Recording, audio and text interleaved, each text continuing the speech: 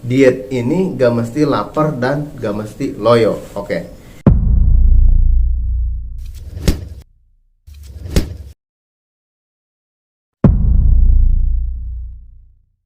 Yang saya lakukan adalah merubah ya porsi makan saya yang tadinya banyak karbonnya, sedikit proteinnya, sekarang dibalik, justru sedikit karbonnya, banyak proteinnya ya.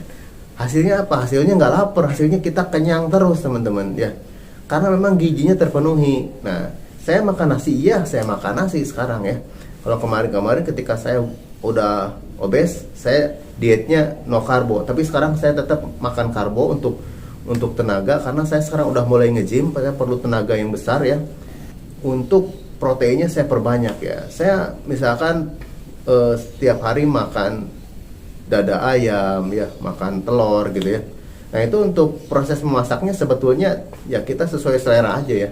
Cuma ya jangan digoreng setiap hari digoreng, enggak seperti itu ya. Ada kadang digoreng, tapi kebanyakan saya direbus dan diorak-arik seperti itu teman-teman. Nah, terus pakai bumbu enggak ya, pakai aja ya, biar kita enak memakannya gitu. Pakai nasi ya, pakai nasi aja gitu ya.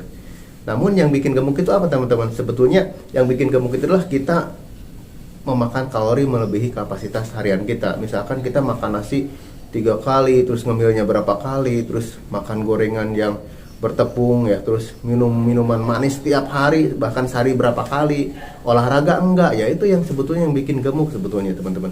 Jadi kalau misalkan kita rajin olahraga setiap hari, bahkan ya olahraganya, terus makan nasi sehari 3 kali, cuma kita ngemilnya ya jarang gitu ya. Kalaupun ngemil, kita harus ngemil yang sehat teman-teman ya. Ngemil yang sehat itu cemilan yang apa? Yang kandungan gizinya lebih banyak daripada kalorinya. Kebanyakan kan cemilan-cemilan itu kalorinya banyak, kandungan gizinya nggak ada atau sedikit ya.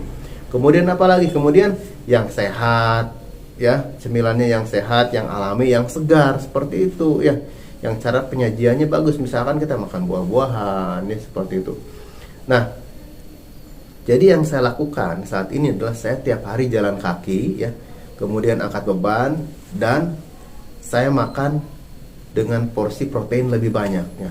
Itu ketika saya melakukan itu luar biasa, saya melihat perubahan di tubuh saya, bahwa massa otot saya semakin besar dan perut saya semakin rata teman-teman ya. Kita harus menepis bahwa mitos diet itu harus lapar dan loyo ya. Yang ada nanti kita pingsan kalau kita malnutrisi teman-teman ya, nutrisinya menurun drastis.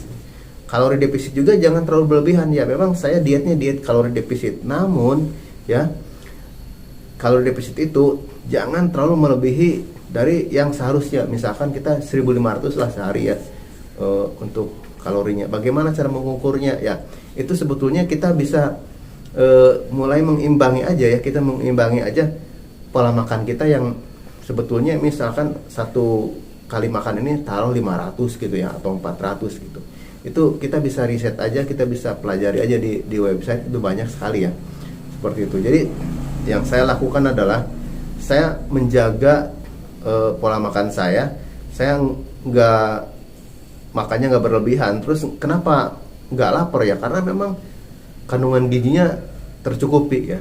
Nah, saya juga ada bagian puasa setiap hari, yaitu taruhlah saya 10 jam nggak makan nggak minum, itu dry fasting, untuk mengistirahatkan tubuh saya agar tidak capek terus ya mengolah makanan seperti itu.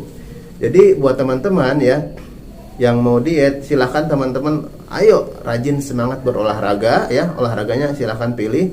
Kalau saya sih lebih ke jalan kaki, karena untuk menurunkan berat badan dan angkat beban agar massa ototnya meningkat. Karena dengan massa otot yang meningkat ya, otomatis lemak itu cepat terbakar dan makanannya banyak protein. Kalau saya makan telur dan ayam ya setiap hari seperti itu.